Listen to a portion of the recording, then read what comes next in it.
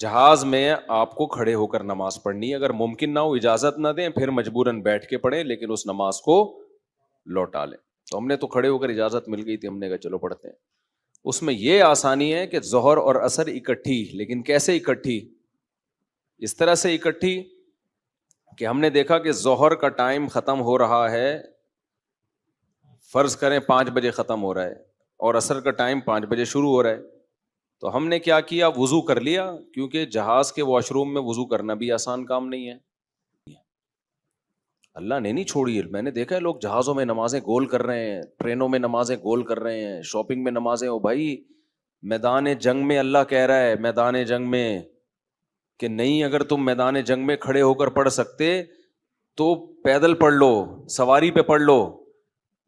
اے اللہ، بعد میں پڑھ لیں گے نا، جنگ سے جب فارغ ہو جائیں گے پھر پڑھ لیں گے، ابھی کیا ٹینشن ہے؟ اللہ نے کہا ان الصلاۃ کانت علی المؤمنین کتابا موقوتا، نماز مومنین پر مقررہ اوقات میں فرض ہے، یہ نہیں ہے کہ بعد میں پڑھ لو۔ کتنے آرام سے کہتے ہیں بھی سفر میں ابھی کہاں جائیں کیا کریں، نہیں بھائی، نمازی آدمی زمین آسمان ادھر سے ادھر ہو جائے وہ کہتا ہے بھائی چھوڑنی نہیں ہے، کچھ بھی ہو جائے۔ آج نمازی بھی نمازی نہیں رہے ہیں۔ تو ہم نے یہ ضرور کیا کہ کیونکہ اس میں وضو بہت مشکل کام ہے، تو اس میں پھر ہم نے یہ کیا کہ بھائی 5 بجے جیسے اپلیکیشن سے پتہ چل گیا شافی وقت کے مطابق 5 بجے ظہر قضا ہو رہی ہے، تو بھائی 4:45 پہ یا 4:50 پہ ہم نے ظہر پڑھ لی، قبلہ رخ کھڑے ہو کر 2 رکعت پڑھی ہیں، تھوڑی دیر میں عصر کا ٹائم ہو گیا، اسی وضو سے عصر نمٹا لی۔ سمجھتے ہو؟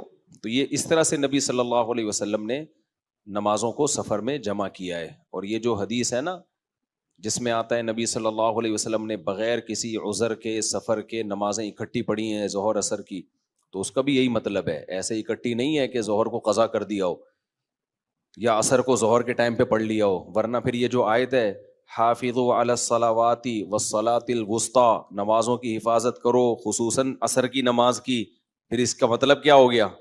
اس کا تو پھر مطلب ہی نہیں بنتا کوئی۔ تو حدیث کی وہ تشریح کی جائے گی جو قرآن سے میچ کر رہی ہو۔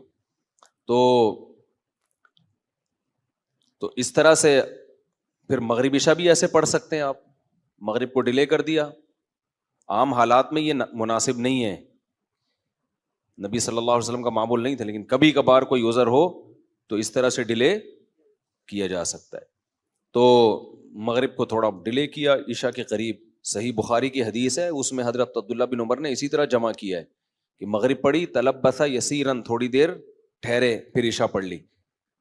تو اس سے پتہ چلتا ہے کہ جن حدیثوں میں آتا ہے اکٹھی پڑھی ہیں تو ان کا یہ مطلب ہے جو بخاری میں بیان۔ خیر ابھی یہ ٹاپک نہیں ہے، کیونکہ لوگ کہتے ہیں کہ یہ لوگ حدیثوں کو نہیں مانتے، حدیثوں میں تو 2 نمازیں اکٹھی پڑھنے کا ہے، ہم مانتے ہیں اکٹھی، لیکن اکٹھی کا مطلب کیا ہے؟